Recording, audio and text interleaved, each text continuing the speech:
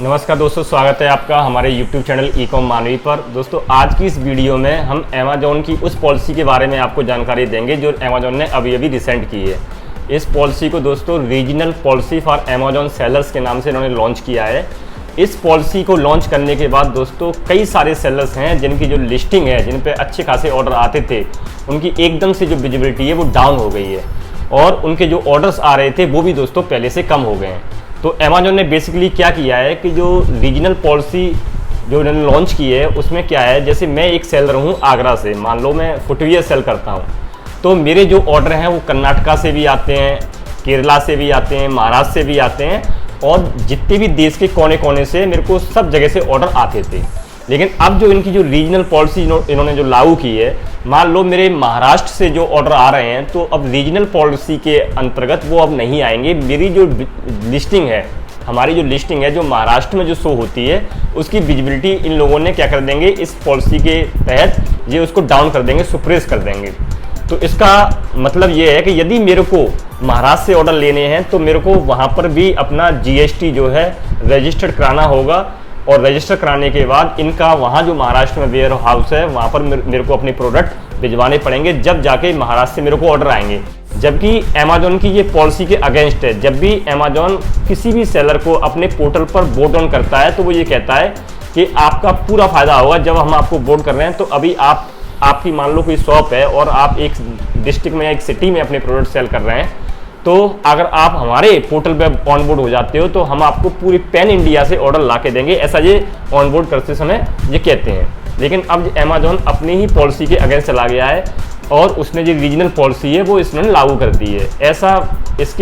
इसे लागू करने के पीछे उद्देश्य ये बताया जा रहा है कि जो अमेज़ॉन है वो चाहती है कि जो इसके वेयर हाउस हैं पूरे देश में, तो उन वेयर हाउस को ज़्यादा से ज़्यादा सेलर जो है उनमें ऑप्ट इन करें और अपने प्रोडक्ट उन वेयर हाउस में रखें। इनके पीछे ऐसा करने का उद्देश्य ये बताया जा रहा है कि ये जो है कस्टमर को जो डिलीवरी है प्रोडक्ट की वो ज़्यादा जल्दी से जल्दी कराना चाहते हैं।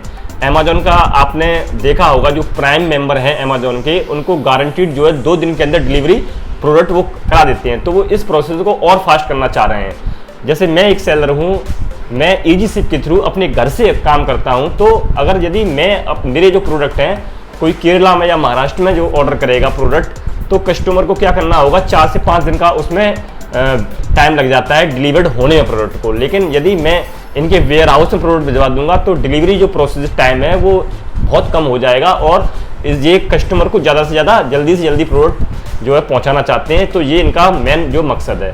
लेकिन इसमें मेरे जैसे सेलर्स को बहुत घाटा होगा, क्योंकि अमेज़ॉन के वेयर हाउस में जो FBA, जो अमेज़ॉन FBA जिसे कहते हैं, तो उसमें क्या होता है कि हर चीज़ का ये पैसा लेते हैं। आपका जो प्रोडक्ट है वहाँ उसको स्टोर रखने का ये हर महीने पैसा लेंगे, चाहे आपका प्रोडक्ट सेल हो या ना हो, इनको चार्ज जाएगा। और फिर उसके एडिशनल ऑपरेशन चार्जेस हैं वो आपको लगते हैं। फिर आप उस स्टेट में GST है, यदि मैं यूपी से बिलोंग करता हूँ तो यूपी के वेयर हाउस में, लखनऊ में जो है अमेज़ॉन का वेयर हाउस, मैं वहाँ इनके प्रोडक्ट भिजवा दूंगा तो मुझे एडिशनल GST लेना नहीं पड़ेगा। लेकिन यदि मुझे सूरत के वेयर हाउस में या महाराष्ट्र के वेयर हाउस में अपने प्रोडक्ट रखवाने हैं तो मुझे वहाँ का एडिशनल GST लेना पड़ेगा। फिर उसका CA को जो एक्स्ट्रा चार्ज जाएगा, तो उसमें बहुत सारा जो कॉस्ट है वो बढ़ जाती है सेलर्स के लिए। तो इसलिए इस सेलर्स को, मेरे जैसे सेलर्स हैं जो घर से अपना काम करते हैं, जो अपने अकॉर्डिंग जो है वेयर हाउस जो उनको कॉस्ट इफेक्टिव लगता है, ईजी लगता है, तो वो यहाँ मैनेज कर लेते हैं। और एक घर से जो करते हैं, ऑर्डर शिप करते हैं, उनको, मेरे जैसे सेलर्स को ये भी फ़ायदा रहता है कि मैं अपने प्रोडक्ट अमेज़ॉन पर भी सेल कर सकता हूँ सेम इन्वेंट्री को, और वही इन्वेंट्री में फ्लिपकार्ट या मीशो पर भी लिस्ट कर देता हूँ उसी GST नंबर से। तो मेरे उसी इन्वेंट्री जो मेरे वेयर हाउस में रखी हुई है, मैं उसे तीनों जगह सेल कर सकता हूँ। यदि मैं अमेज़ॉन के वेयर हाउस में प्रोडक्ट रख दूंगा तो मैं फ्लिपकार्ट और जो मीशो है वहाँ अपने प्रोडक्ट नहीं भिजवा पाऊंगा, क्योंकि मेरी जो इन्वेंट्री है वो वहाँ ब्लॉक हो जाएगी। तो दोस्तों ये पॉलिसी अमेज़ॉन ने जो लॉन्च की है, इससे बहुत सारे सेलर्स को घाटा भी होगा। घाटा तो मैंने आपको बता दिया है क्या घाटे होंगे, और बेनिफिट दोस्तों रीजनल जो सेलर्स हैं, यदि मैं फुटवियर जैसे आगरा में बनता है तो आगरा से सस्ता फुटवियर किसी भी स्टेट्स में नहीं बनता है। तो यहाँ डेफिनेटली जो सस्ता बनता है तो प्रोडक्ट सस्ता बिकेगा, तो ऑर्डर यहाँ के सेलर्स को ज़्यादा आते हैं।